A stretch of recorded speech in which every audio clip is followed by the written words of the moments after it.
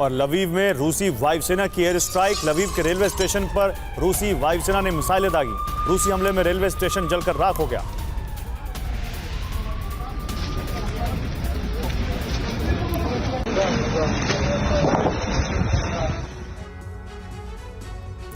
तो डोनेट्स्क को बचाने के लिए यूक्रेन ने एक दांव चला, लेकिन उसका अंदाजा उल्टा पड़ गया। यूक्रेन ने डोनेट्स्क क्षेत्र में आगे बढ़ रही रूसी सेना को रोकने के लिए रूस के कुर्स्क पर हमला कर दिया। यूक्रेन ने अंदाजा लगाया था कि इससे रूसी सेना डोनेट्स्क से हटकर कुर्स्क पहुंचेगी, लेकिन सब कुछ इसके विपरीत हो रहा है। ज़ेलेंस्की अभी भी जिद पर अड़े हुए हैं कि कुर्स्क का कब्जे वाला इलाका यूक्रेनी सेना खाली नहीं करेगी। देखिए ज़ेलेंस्की की ये हट कैसे यूक्रेन के लिए बहुत भारी पड़ती जा रही है।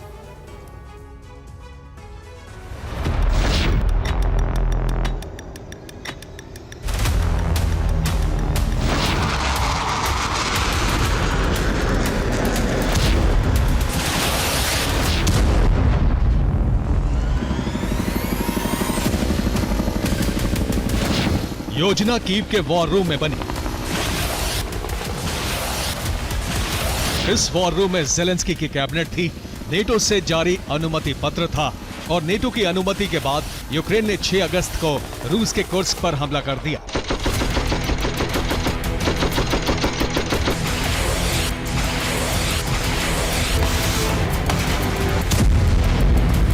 यूक्रेन ने जो रणनीति तैयार की थी, जो आकलन किया था, वो उल्टा पड़ता जा रहा है, क्योंकि रूसी सेना अपने टारगेट से जरा भी नहीं भटकी है।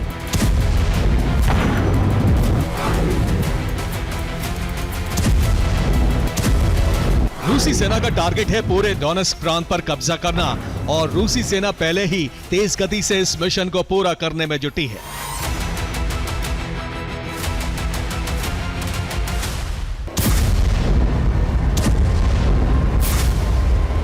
उसकी वजह है ज़ेलेंस्की का हट और रूसी रणनीति को गलत तरह से आंकना।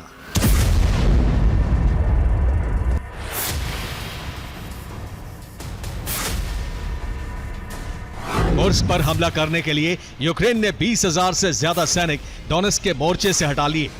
इन सैनिकों को कुर्स्क पर हमला करने के लिए भेजा गया। डोनेट्स्क प्रांत में रूसी सेना के लिए मुकाबला आसान हो गया, जबकि रूस ने डोनेट्स्क से सेना हटाने के बजाय कुर्स्क में नए भर्ती किए जवान उतार दिए।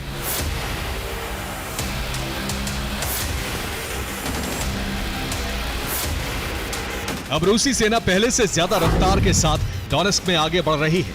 यूक्रेन के सैन्य वाहन और सैन्य चौकियों को लगातार ध्वस्त किया जा रहा है।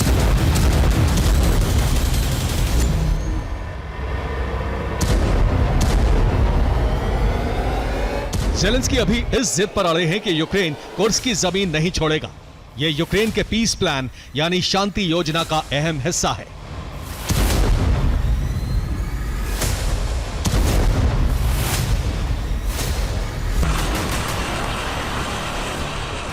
रूस का सबसे पहला टारगेट है यूक्रेन के पोक्रोवस्क शहर पर कब्जा करना और इस ऑपरेशन को कुर्स्क पर हमले के बाद तेज कर दिया गया है।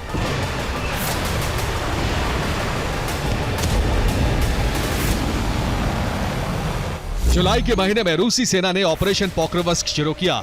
6 अगस्त तक रूसी सेना 20 वर्ग किलोमीटर इलाका जीत पाई थी, लेकिन 6 अगस्त के बाद रूसी सेना की रफ्तार तेज हो गई। रूसी सेना रोजाना औसतन 3 वर्ग किलोमीटर इलाका जीतते हुए आगे बढ़ रही है।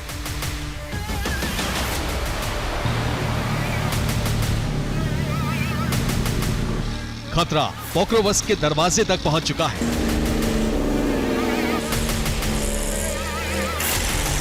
पोक्रोवस्क पर बढ़ते खतरे को देखते हुए यूक्रेन के नागरिक शहर छोड़कर जा रहे हैं।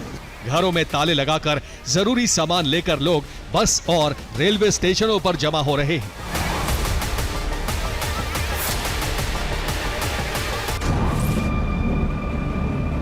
पोक्रोवस्क की जंग में रूसी एयर डिफेंस ने 3 सितंबर को यूक्रेन का एक MiG-29 फाइटर जेट गिरा दिया।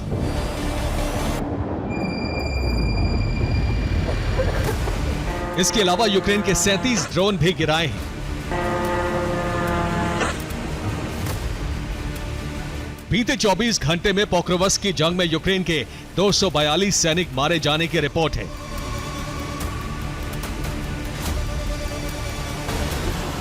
ISW यानी institute for studies of war की रिपोर्ट है कि पोक्रोवस्क से 30 किलोमीटर पहले मोर्चा जमाए यूक्रेनी सेना दोनों तरफ से घिर चुकी है और रूस बड़ा हमला करके इस पोस्ट को भी नष्ट करने वाला है।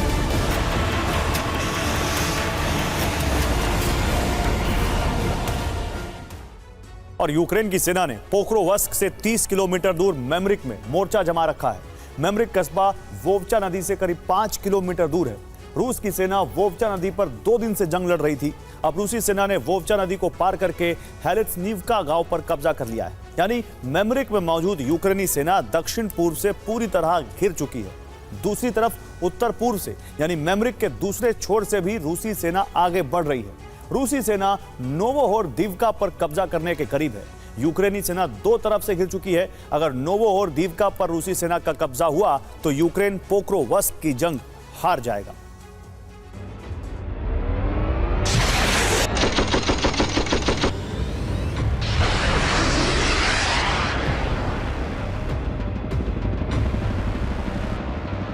यूक्रेन के प्लान डोनेस्क बचाने से ज्यादा कुर्स्क पर हमले करके रूस पर दबाव बढ़ाना है और ज़ेलेंस्की सेना यही कर रही है।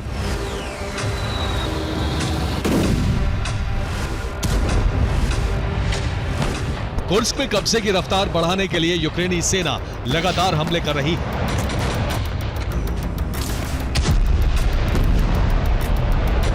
कुर्स्क में यूक्रेनी सेना वैम्पायर ड्रोन से हमले कर रही है।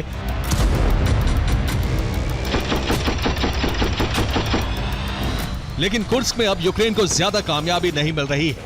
इसकी वजह है रूस का डिफेंसिव ऑफेंस तेज होना।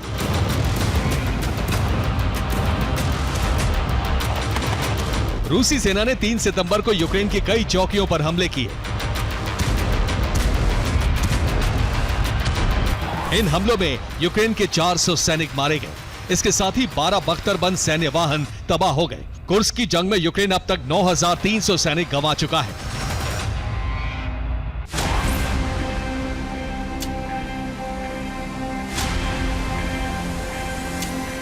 कुर्स्क इलाके में जगह जगह नेटो के सैन्य वाहन नजर आ रहे हैं, जिन्हें यूक्रेनी सेना छोड़कर भाग चुकी है या फिर वो रूसी हमले में नष्ट हो चुके हैं।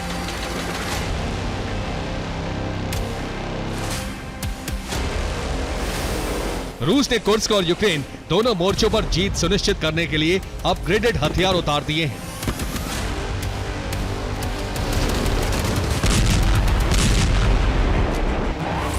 रूस ने कैब बम को अपग्रेड कर दिया है। इस बम में बड़े पंख और प्रोपेलर लगाकर इसकी रेंज बढ़ा दी गई है। अब रूस का कैब बम करीब 50 किलोमीटर ग्लाइड करके हमले कर सकता है।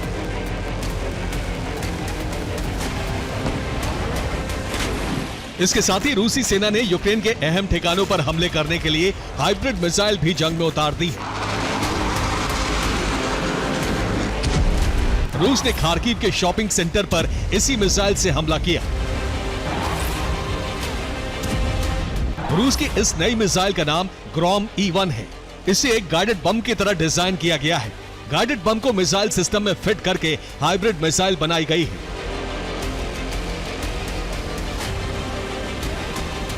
रूस कुर्स्क से लेकर पोक्रोवस्क तक यूक्रेन पर भारी पड़ रहा है और ज़ेलेंस्की की जिद की वजह से यूक्रेन दोनों मोर्चों पर हार के करीब है।